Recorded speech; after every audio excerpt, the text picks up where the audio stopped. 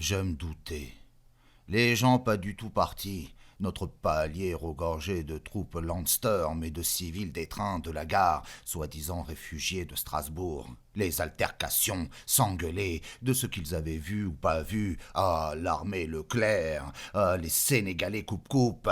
Quel détail. Nous en avions aucune idée, nous, les planqués de Sigmaringen. Ah, pas la moindre. Sur certains, il y en avait que pour eux, ces rescapés des pires massacres. Ils tenaient l'escalier, le palier, la porte des Gogues. En somme, une autre invasion. Ils montaient pissés par 3, par 4, par 10. Ils s'arrêtaient à Papillon, ils le regardaient, l'enchaîné Papillon sur le flanc, la tête tuméfiée, gonflée, un noyé. Il faisait cercle autour. Il lui aurait bien parlé, demandé ce qu'il faisait. Elle, Clotilde, à genoux à côté, leur racontait tout, par bribes et sanglots, comme elle pouvait, l'abominable guet-apens, le peuplier, 12e, 13e, elle en perdait dans les pleurs, et le petit ruisseau. Les réfugiés de Strasbourg, tout de suite, l'envoyèrent aux pelotes. Oh, ils étaient pas en humeur d'entendre des jérémiades comme ça. Pour eux, ces salades, tout stupides, enfantins, ineptes. Eux, ils avaient vu quelque chose. Eux, ils sortaient des horreurs, des vrais. Eux pouvaient parler. Ils voulaient pas qu'on leur en compte. D'abord, ce papillon qui c'était Hédin, un flic, une bourrique, un indique. Et cette fille-là, cette pleurnicharde, quel boxon. Plus Clotilde leur en racontait, plus tendre, plus à plaindre, à bout de larmes, le peuplier, 7e, 12e, sachant plus à leur taper sur les nerfs, qu'elle leur provoquait la crise. Ils n'étaient pas sortis de Strasbourg, et par quel miracle, eux et des Sénégalais coupe-coupe, pour écouter les pleurnichages de cette fille à genoux sur son mac. Non, eux, ils pouvaient hurler un peu, ce qu'ils avaient vu, eux, et subi, torrent de sang, eux, pas des rigoles, pas des mouchoirs, des décapitations en masse, pendaisons, des pleines allées d'arbres entières, guirlandes, farandoles de pendus. Elle avait rien vu, cette chialeuse,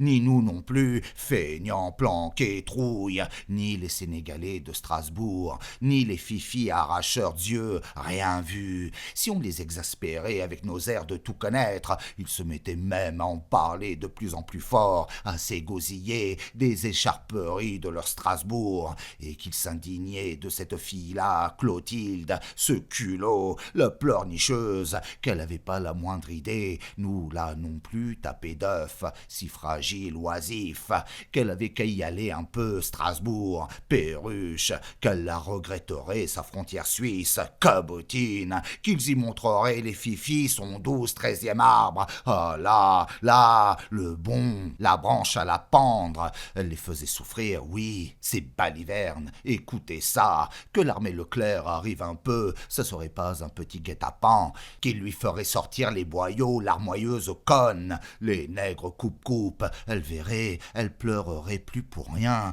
qu'elle était infecte à écouter, insupportable, ouah, ta gueule, qu'elle se taise, que les noirs lui couperaient la langue, spécialiste coupe-langue, son mac, sa bourrique avec, qu'elle se plaindrait plus, elle n'avait rien vu, bluffeuse, simagreuse, fille à flic, donneuse, tout le palier approuvait bien qu'elle était provoqueuse, moucharde, pétasse à bourrique, et c'est tout, qu'il était temps que les noirs arrivent, la scalpe, lui coupe le bouton, qu'elle se tairait après, que le plus chouette restait à voir, oui, nous aussi, tout le truc dans la bouche, qu'on parlerait plus, et l'autre là, par terre, l'enchaîné, commissaire spécial, bidon, qu'il s'était ficelé de lui-même, enchaîné lui-même, pardi, ouah, machinerie de bourrique, c'est pas à eux qu'on allait faire, rescapés de Strasbourg, des réelles véritables horreurs, oh, qu'elle était donc pilée, strangulée, là, sec, sur place, et son flic, cette fille hystérique,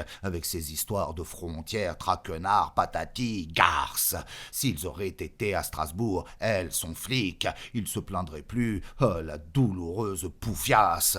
Vous dire comme ils prenaient les choses, les arrivants du palier, très mal, pas du tout commode, sympathique. Je voyais l'indignation monter, la température, qu'ils allaient la corriger, là, eux-mêmes, tout de suite, surtout les femmes qui étaient à bout, qu'elles auraient un peu plus à se plaindre, elle, des flaques de sang, larges comme ça, hein, Hector, Léon, pas, et des têtes d'enfants coupées, chérubins, on savait plus combien de têtes, des coupes comme ça, elle nous montrait ses longueurs, coupe, largeur, la preuve, des haches, n'est-ce pas Hector, n'est-ce pas Léon? Pétasse de cette femme, ça leur ferait joliment du bien, son flic avec, qu'elle pleurerait de quelque chose. Clotilde voulait bien être giflée tout de suite, elle leur offrait toute sa figure, sa joue, elle n'avait pas peur, mais elle, les réfugiés de Strasbourg, réchappés à les pires massacres, étaient pas, et par quel miracle, arrivés à la Forêt-Noire et Sigmaringen et Pétain pour tomber sur des scènes pareilles. Non, oh, il était joli le Pétain. À propos, toute sa clique, sacré foutoir, oui, la preuve, hein Hector? Elles avaient un petit peu à dire, elles, femmes mariées, honnêtes et tout, et à enfants, qu'avaient tout perdu à Strasbourg. Elles se tenaient, elles, réchappées des pires boucheries. On aurait pu les écouter, elles, un petit peu, pas écouter cette sale grue de flics, en plus qu'elle encombrait la porte des WC, et qu'il montait toujours plus de monde, de la brasserie et de la rue, au moment où, là, je voyais, ça tournait plus qu'aigre. Voilà un évêque, oui, un évêque, j'invente pas, par l'escalier, un évêque, la soutane violette, le très vaste chapeau, la croix pectorale, et il bénit tout en montant, tout le monde. Il se retourne pour mieux bénir tous ceux de la rue et les rebénir, et tout le palier. Il est pas vieux comme évêque, poivre et sel, barbichu, pas gras non plus, le genre plutôt ascétique, épiplon discret, oh, par exemple, le regard sournois, épiant bien tout, droite, gauche, devant, arrière, en même temps que les signes de croix et le marmonnage au nom du Père, mais la très forte impression, tout de suite, un effet, je les voyais dépioter Clotilde, la foutre à poil d'abord et d'un, tellement ils étaient furieux, excédés, plaintes et soupirs, là, net, ils se taisaient, ils arrêtent de la traiter de tout, cabot, bourbe, menteuse. L'évêque bénissant, il se demande, enfin cette espèce d'évêque, d'où il sort, il va où, au Gog, et qu'il arrête pas de bénir. Je me dis, moi, je pense, je suis pas interloqué du tout, je me dis, il vient peut-être pour moi, c'est peut-être un chienlit, peut-être un malade, non, il s'approche, il me fait signe qu'il veut me parler, d'où il me connaît. Docteur, je suis l'évêque d'Albi. Et puis à l'oreille, il ajoute, évêque occulte. Il me le chuchote, il regarde tout autour que personne l'entende. Évêque cathare. Me voilà fixé, je veux pas avoir l'air d'être surpris, bien naturel. Oh, certainement. Il veut me renseigner encore plus. Persécuté depuis 1209. Je le fais pas entrer dans notre chambre, qu'il reste sur le palier, là, il est bien, tout en me parlant, il bénit, debout, toujours et encore. Je suis au Fidélis, docteur. Les sœurs sont parfaites, vous les connaissez. Je me trouve très bien au Fidélis, certes, mais se trouver bien n'est pas tout, n'est-ce pas, docteur? Oh non, certainement, monseigneur. Il me faut un laissez-passer pour notre synode de Fulda. Vous avez entendu parler? Oh oui, monseigneur. Nous serons 3, moi de France, 2 autres évêques d'Albanie. Oh, nous ne sommes pas au bout de nos peines, docteur. Je pense bien, monseigneur. Vous non plus, mon fils. Il me saisit la tête très gentiment, il m'embrasse le front, et puis il me bénit. Nous sommes tous des persécutés, mon fils, mes enfants. Il s'adresse à tout le monde autour. Souvenez-vous tous, les albigeois, les martyrs de Dieu, à genoux, à genoux. Les femmes obéissent, les hommes restent debout. Ah, mais j'oubliais, docteur, le bureau de M. Romnitz. Le palier au-dessus, monseigneur. Il est ce qu'il est, toujours une chose, il nous a empêché le massacre. Les femmes là, qui étaient des furies, que je voyais dépecer Clotilde, la regardent tendrement d'un coup, et se signe, contre-signe, pleurent d'émotion et de gentillesse, et sur Clotilde, et sur Lily, et sur le flic, et sur moi-même, tout le monde s'embrasse, la communion. Non, non! La voix de Romnitz, sa voix arrête tout. Il se penche à la rampe, il en a assez. Ce charivari du couloir, que ça recommence. Aïcha, Aïcha et les dogues descendent, personne mène large, tous s'écartent, et en silence, elle fait signe aux hommes, soulevez papillon, l'enlever, l'emporter, et par là, elle leur fait signe à la cravache, par là, vers le fond, oust, qu'il le soulève, ses chaînes avec, tout le paquet, hop, et qu'il le hisse, tout le paquet, emporte.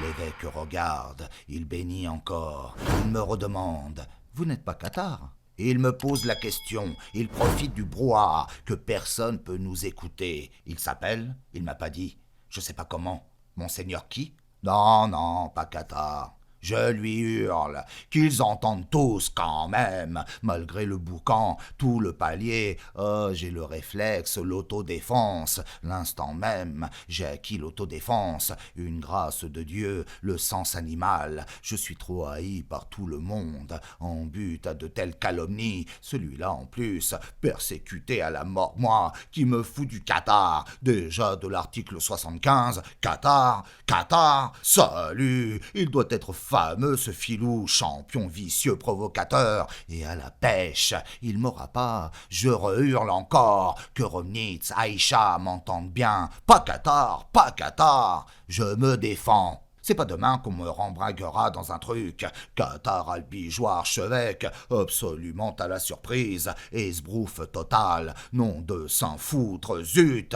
Heureusement les gens l'emportent, l'évêque, archevêque et ses bénisseries, toute la cohue du palier et Aïcha et les dogues, le commissaire en paquet de chaînes avec, et Clotilde en larmes, tout ça s'enfourne dans le petit couloir, vers le fond, mais là, un incident.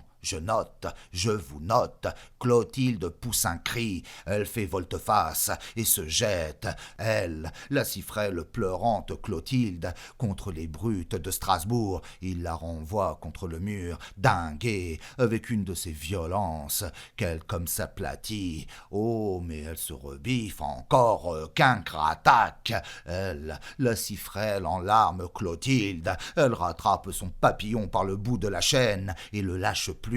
Elle se crispe après, elle le rattrape par la tête et l'embrasse, la cohue emporte tout, pousse tout vers le fond, la porte au fond. Aïcha y est déjà, elle les attend, elle et ses dogues, elle est devant la porte, chambre 36. Je sais, mon faux médecin y est déjà, et son infirmière, enfin je crois, et le malade aussi, celui qui était sur mon lit, qu'il allait juste opérer, le gros garagiste de Strasbourg, bien d'autres encore que j'ai plus revus, je crois, je suis pas si certain, si je profitais pour y aller voir, chambre 36, j'ai des sacrés doutes, ils doivent être serrés, je pourrais y aller, là je pourrais entrer, Papillon, Clotilde, l'évêque, et plein de gens porteurs, et leurs bonnes femmes, s'engouffrent dans le 36, Aïcha les laisse s'engouffrer, je pourrais me laisser pousser, avec, Aïcha reste à la porte avec ses dogues, elle me regarde si je vais passer, elle me laisserait. Non, non, mes mères, non. Je suis bien curieux, mais pas tant. C'est bordel, trucs et manigances qui m'ont tué. Je suis plus bon. Crocu Aïcha, soubre sauteuse croupe, danseuse au serpent, salut. Gamberge pétasse, que je suis horrible, os et la haine, et que je te l'empalerai, moi, vif, t'entends? Olive, date morue, 1900, je la vois à la porte, danseuse au serpent comaque, bottes croco rouges et gros bijoux, et la cravache. Aïcha, salut, que je te l'empalerai. Non, que j'entrerai pas au 36, son 36. Je laisse tout là, et que je me sauve, et que j'ai un tout petit peu à faire, mon devoir, au 11, les malades qui m'attendent, d'abord. Oui, mais la gare, le château, la gare d'abord. D'autres trains doivent être arrivés. Il s'agit de redescendre l'avenue, d'une porte cochère l'autre, d'un trottoir l'autre. Le danger, pas seulement les petites rafales d'ici, de là, aussi les bavards qui vous empoignent et vous lâchent plus. Chaque fois que je sors du Lowen pour aller voir celui-ci, celui-là, j'y coupe pas. Vous tombez sur l'énergumène qui vous arrête pile. Chaque porte cochère, chaque coin de rue, que vous lui disiez ce que vous vous pensez des événements, et pas un petit peu, et pas pour plus tard. Tout de suite, et très franchement, carrément, la tape sur l'épaule, vous tout luxez, disloquez, la poignée de main, la vigueur que vous houlez, tanguez, vous savez plus. Ah, notre cher docteur, le voilà. Quelle bonne surprise, quelle joie. Oh, vous la gaffe, super gaffe, qui vive total. Le moment répondre bien spontané, dynamique, optimiste, convaincu terrible. L'homme qui vous demande votre avis et pas un petit mouchard quelconque. Bredouillez pas, ergotez pas, allez-y. Que la victoire allemande est dans le sac, que l'Europe nouvelle est tout faite, que l'armée secrète a tout détruit Londres, Rasibus, que von Paulus est à Moscou, mais qu'on le dira qu'après l'hiver, Rommel est au Caire, que le tout sera proclamé en même temps, que les Américains demandent la paix, et que nous sommes, nous, là, du trottoir, pour ainsi dire, rendus chez nous, défilant aux Champs-Élysées, que c'est seulement une question de train, transport, pas assez de train, question de semaine, le retour par Rotonde et Saint-Denis, que vous ayez l'air renseigné. Il se gratte en même temps qu'il vous parle, l'homme est plein de gale. Oh, mais surtout parlez pas de gale, surtout pas de gale, seulement du retour par l'Arc de Triomphe, notre apothéose, ranimer la flamme, et de Gaulle, de Londres et sa clique, et Roosevelt, Staline comme fini, domptés à jamais, des anneaux dans le nez, tous, et enfermés aux eaux de Vincennes, une fois pour toutes, à vie, surtout laissez pas paraître un quart de dixième de petit doute, vous avez qu'à dire, Rommel n'est pas tellement certain de tenir le canal, le Suez peut très bien résister, votre compte est bon, on vous revoit plus, combien sont disparus comme ça, de s'être montrés un peu sceptiques avec les hommes des portes cochères, quantité qu'on n'a jamais revue. Entendu, c'était bien plus sûr de rester chez soi, mais pas si facile, pas si facile. Mon Dieu, que ce serait agréable de garder tout ceci pour soi, plus dire un mot, plus rien écrire, qu'on vous foute extrêmement la paix.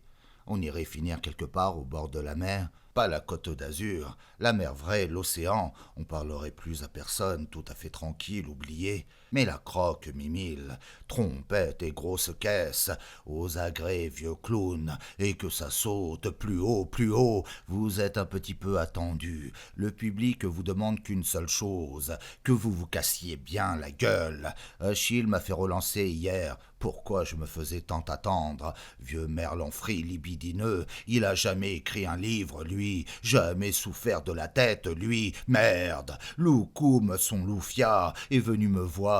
Pourquoi j'étais si grossier et si feignant que son cher et vénéré Achille avait englouti des sommes fabuleuses en publicité tous les genres, cocktails, autobus pavoisés, striptease de critiques, placards énormes à la une, dans les journaux les plus haineux, les plus acharnés, anti-moi, pour annoncer que ça y était, que je l'avais fini mon putain d'ours, et puis rien du tout. Ah, Loukoum, les bras lui tombent, que je suis encore plus abruti, plus feignant que l'année précédente, qu'il osera pas le dire à Achille, ce coup au pauvre vieillard, qu'il osera jamais, les égards qu'ils ont l'un pour l'autre, même pour Gertrude, leur concurrent, monocle bleu ciel, moi là, je suis le trouble-fête, le fléau mauvaise foi, cynique, saboteur, mal embouché, désastreux pitre.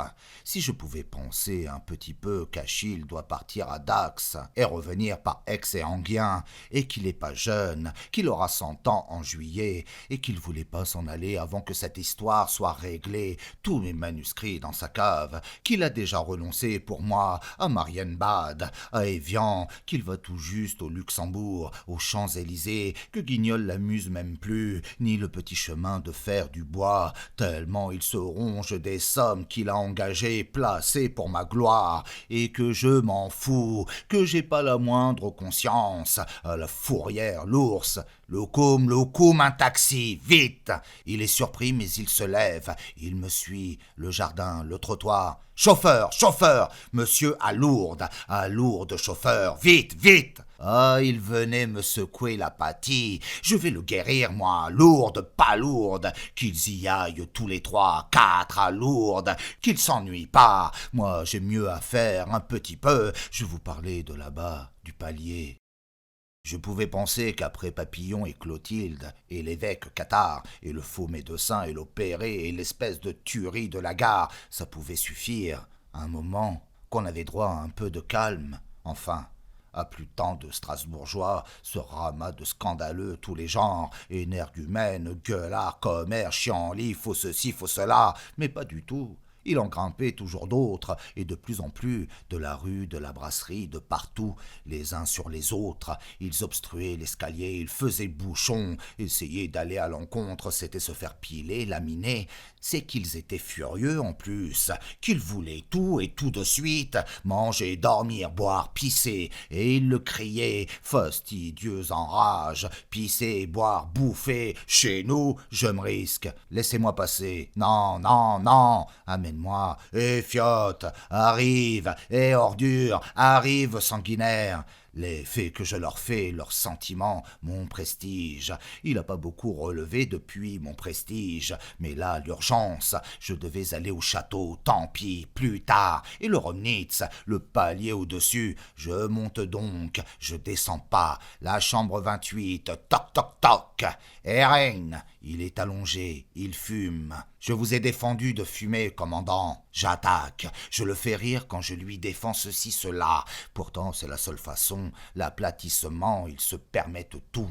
Déshabillez-vous, commandant. Votre piqûre. Presque tous les jours, je lui injecte ses 2 cm3. Oh, il a besoin, pas du luxe. Essoufflement, faux pas, au bord du vilain incident. Là, allongé sur ce lit à poil, il est comme il est, ancien athlète épuisé, les chevilles enflées, je l'ausculte. Le cœur ment jamais. Il dit ce qu'il est à qui l'écoute. Alors, docteur? Oh, je vous ai dit, 5 gouttes dans un quart de verre d'eau, 5 jours de suite, et puis l'huile camphrée, votre piqûre, et puis repos, plus de fatigue, et plus fumé, surtout plus fumé. C'est pas l'homme antipathique, je peux pas dire, von Romnitz, c'est le Boche à prendre comme il est, d'où il est. J'ai été chez eux, ces Boches-là, Nord-Prusse, Brandebourg, j'y étais tout petit, 9 ans, et plus tard comme interné. J'aime pas le patelin, mais enfin. C'est de la plaine de terre pauvre et sable entre de ces forêts, terre à patates, cochons et reîtres, et des plaines à orages, pardon, dont on n'a pas idée ici, et de ces forêts, de ces koyas, dont on n'a pas l'idée non plus, la hauteur de ces géants, 130 mètres. Vous me direz, et en Afrique, oh, pas pareil, pas des séquoias, pensez que je m'y connais un peu, je connais trop de lieux, des lieux immenses, des lieux minuscules, je connais la Prusse des von Romnitz, pas des paysages à touristes, lugubres petits lacs, forêts encore plus funèbres, comme il est Romnitz, d'où il vient, Prusco fourbe, au bureau cruel, sinistre et cochon, et puis tout de même des bons côtés, une certaine grandeur, le côté Graal, ordre teutonique.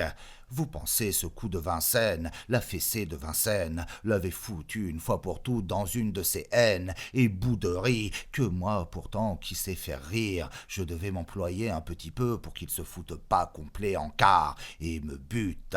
Je voyais le moment, séant, surtout j'avais à faire, la ridiculerie de son derrière, la preuve, je lui demandais toujours s'il avait encore mal là, et là. Ils avaient pas dû que le fesser, sûrement il y avait eu des coups de crosse, je voyais les marques, les ecchymoses, je l'injectais juste à côté.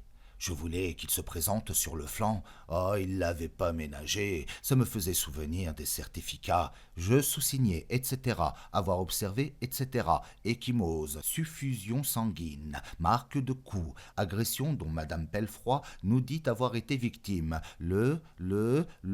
Etc. Sartrouville, Clichy, Beson, je lui proposais à lui aussi. Agression dont il nous dit avoir été victime, etc. Plaisanterie osée. Mais il s'est suicidé, docteur, ce porc, ce lâche. Je l'ai connu, allez, Stulpnagel. 20 fois j'aurais pu le faire pendre, vous m'entendez? Vous me croyez? Stulpnagel, 20 fois. Tous ceux du château aussi, là, 20 fois. Et tous ceux de Sigmaringen aussi, 20 fois. Traîtres, tous traîtres. Je les connais tous. Et Pétain, vous me croyez, docteur? Certainement, commandant, certainement. Vous devez être des mieux renseignés. Mais parlez doucement, commandant, plus doucement, pensez à votre cœur. Je pensais surtout que s'il se foudroyait là, dans la colère, à côté de moi, je serais pas beau. Et à la gare, vous avez vu à la gare? Je voulais le faire changer de sujet. Oui, j'ai vu cette gare. Je ne crois pas, vous savez, docteur, à ces sortes de petites émeutes. Tout ça fabriqué. Des balles se perdent par-ci, par-là. Faites attention vous-même, docteur. Ne vous promenez pas tant par les rues. Je vous remercie, commandant. Je tenais pas à ce qu'ils m'en disent plus, que ce soit Brinon, lui ou Dash. Les confidences se regrettent toujours, surtout dans les moments dangereux. Les confidences sont pour salons, pour belles époques conversatives, bien digestives, somnolescentes. Mais là, les excités partout et les armadas plein les airs, c'était jouer, titiller la foudre. Pas le moment des analyses du tout, le moindre milligramme d'allumette. Vous saviez ce qui vous arrivait. Romnitz, je vous l'ai dit, avait été le fier athlète. Pas le petit au beurre au poudre et l'op, non, l'athlète olympique, champion pour l'Allemagne, olympique de nage. Je voyais ce qu'il en restait là, tout nu sur son lit de l'olympique. Les muscles fondus flasque, le squelette encore présentable, très présentable, la tête aussi, les traits d'hureur, très gravés d'hureur, dur visage, pas antipathique du tout, j'ai dit, il avait sûrement été beau, les yeux, le regard boche, le regard des chiens dogues, les yeux palais, mais fixes, altiers, diront. C'est rare les têtes qui ont quelque chose, qui sont pas les tronches omnibus. Docteur, vous allez au Fidélis? Oh oui, commandant, oh certainement. Le Fidélis m'emballait pas pour des raisons, je vous expliquerai. Je vous ferai lire une lettre. Plus tard, voulez-vous, commandant, je descends, je remonte. Vous revenez? Oh, certainement, oui, enfin j'espère. Faites attention à Brinon. Croyez pas Laval, croyez pas Pétain, croyez pas Rochas, croyez pas Marion. J'ai pas à les croire, commandant. Ils sont où ils sont, vous aussi, moi aussi. Tout de même, lisez-moi cette lettre. Il y tient. Je regarde d'abord la signature. Boignère. Je connais ce Boignère. Il a la garde des allaitantes au Fidélis, la pouponnière du Fidélis. C'est lui qu'empêche qu'il se passe des choses, que ça se tienne mal entre femmes à mômes et les bourrements du Fidélis. Ils sont au moins 300 flics répartis en 4 chambrées, 2 étages du Fidélis, flics de toutes les provinces de France, qu'ont absolument plus rien à foutre, repliés de toutes les préfectures, Boignère dit Neneuil et de garde à la pouponnière, policier de confiance, que personne pénètre, Neneuil et ses fiches, il a un fichier, 3000 noms, il y tient comme à sa prunelle, les fifis lui ont pris l'autre œil, combat au maquis, vous dire s'il peut être de confiance, je veux pas lire sa lettre, j'ai pas le temps, je connais un peu le Boignère Neneuil, sûr il dénonce encore quelque chose, quelqu'un, peut-être moi, je le connais, un fastidieux, borgne, galeux à furoncle, et service. Il dénonce encore quelqu'un? Oui, docteur, oui, moi. À qui? Au chancelier Adolf Hitler. Tiens, c'est une idée. Qu'il m'a vu partir en auto. Oui, moi, partir aller pêcher la truite au lieu de surveiller les Français. Je ne nie rien, docteur. Remarquez, c'est un fait, je suis coupable. Neneuil a raison, mais vous ne voulez pas lire cette lettre. Vous m'avez tout dit, commandant, l'essentiel. Non, pas l'essentiel. Votre compatriote, Neneuil, a trouvé encore bien plus grave. C'est son idée, que je sabote la loutre à feu, que je flambe 20 litres de benzine pour aller pêcher ma truite. Et c'est vrai, tout à fait exact. Je ne dis rien. Tout à fait raison, votre compatriote Neneuil. Oh, il exagère, commandant. Il a raison d'exagérer.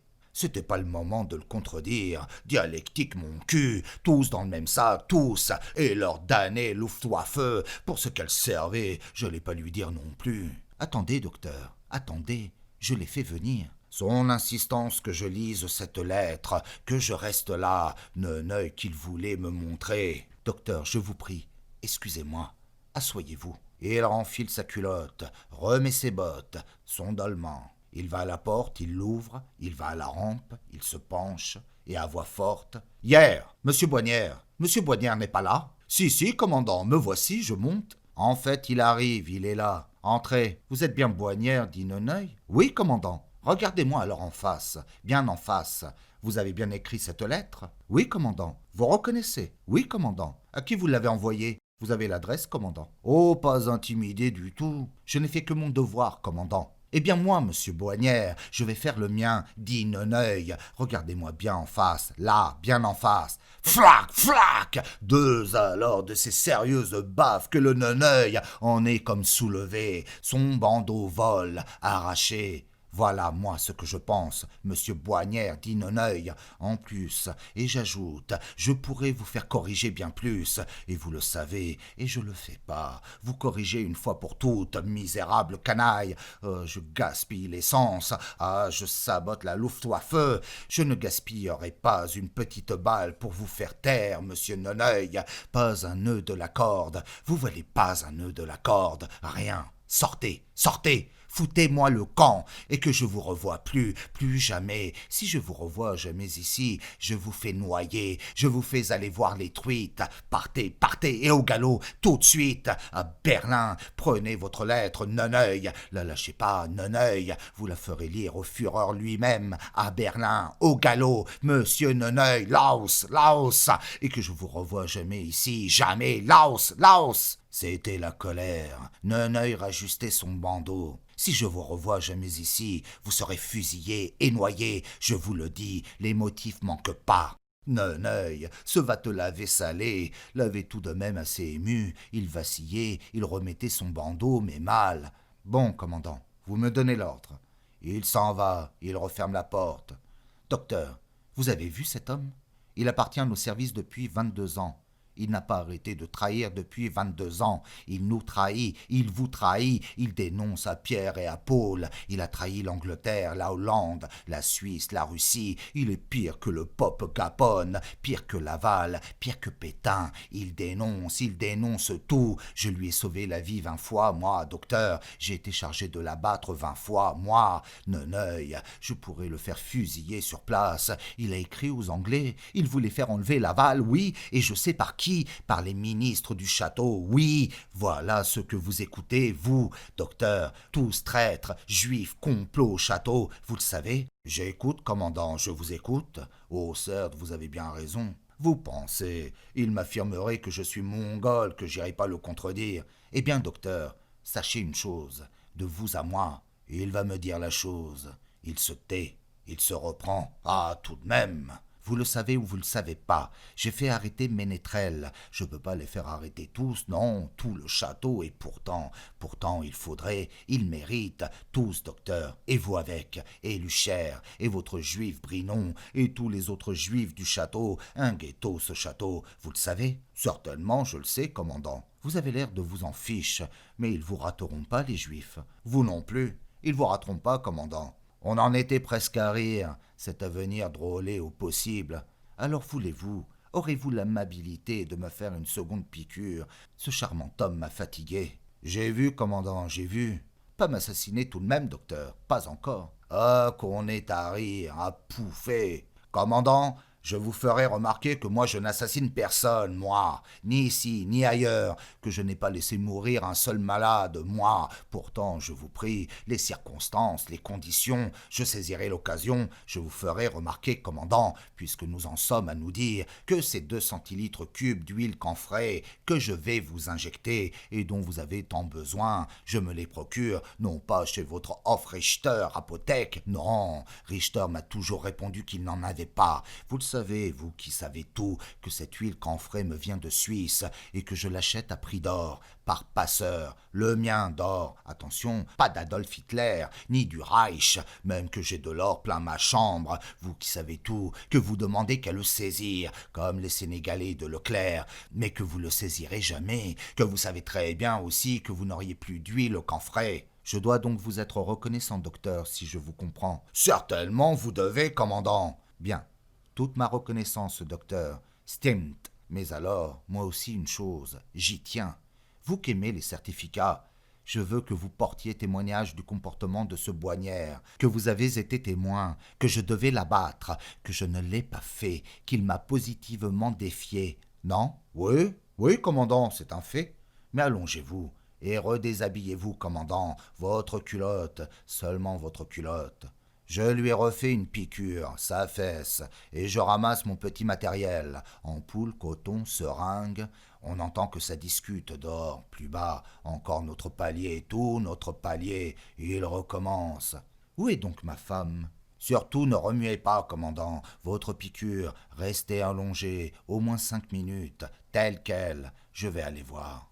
J'ouvre la porte, Neneuil est là. Il harangue, de la balustrade, il est même pas descendu. Tout le palier, notre palier, se fout de lui, les vannes, ce qu'il a pris. Ils ont tout entendu d'en bas, les claques. Et comme Romnitz l'avait traité, ah Neneuil, ah le marle, sa tronche, son bandeau, s'il avait valsé son bandeau. Retourne-y, dégonflure, flanelle, vas-y, fesse-le, il a l'habitude, déculotte-le, capon. Plein d'encouragement, mais oh, il voulait pas retourner, il voulait que tout le palier l'écoute, d'abord, mais ni eux d'en bas, ni lui d'en haut, voulaient l'écouter, rien, personne. Il se met alors à descendre Neneuil, 1 marche, 2 marches, il va avec eux, laissez-moi passer, je vais au docteur. Lily est là, chez nous, au 11, elle le laisse entrer, elle lui passe sa boîte, il l'avait laissé chez nous, sa boîte aux fiches, tout Sigmaringen en fiche,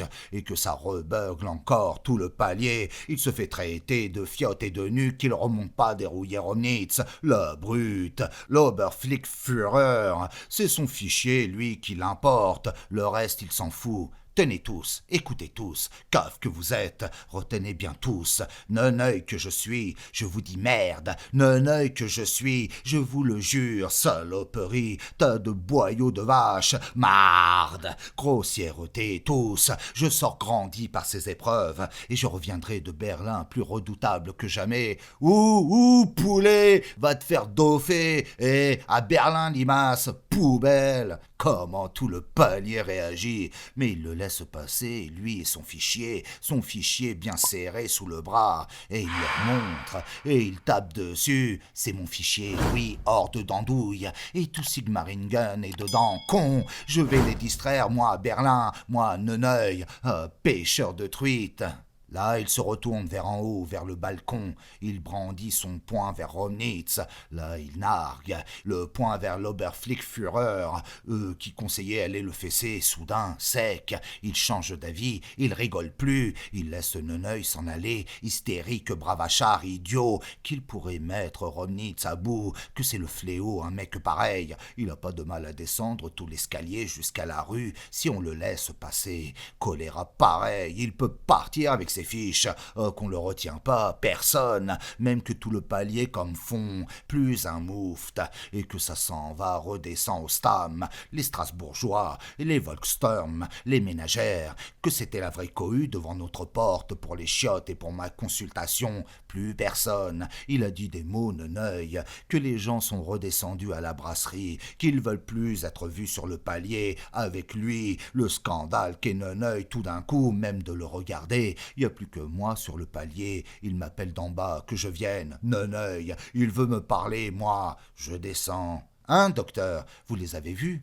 cette chiasse, tous la colique, et l'autre là-haut, vous l'avez vu aussi, docteur, cette brute, but et mufle, pêcheur de truites, il me liquide, bon, il m'expédie, il me reverra. Ah, il croit se débarrasser, vous aussi vous me reverrez, docteur. Je vous serre la main, je vous embrasse. Il en pleurait. En fait, il s'en va. Pas la direction de la gare, ni de l'autre côté, côté fidéliste, non. La route montante, celle de Berlin, en sortant de l'hôtel à droite, et puis après l'Herzoggasse, tout de suite à gauche, la ruelle. Je fais signe au choupeau à la porte, que ça va, que c'est d'accord, qu'il le laisse partir. Le choupeau voulait déjà qu'il remonte, nein, que c'est pour Romnitz, qu'il part pour Berlin, qu'il s'en va à pied, que c'est absolument secret. Chut. Je lui fais signe, qu'il fasse signe à l'autre choupeau en face, l'autre trottoir, très secret, et je parle au choupeau. Romnitz Befehl, Gott. Ça va, Neneuil peut passer, il part. Je dois dire assez gaillardement, d'un bon pas, son fichier sous le bras. Docteur, bonne chance. Il est tout seul sur la route. Il disparaît là-bas, pas loin, aux arbres, tout de suite après le Prinzenbau. La route qui monte.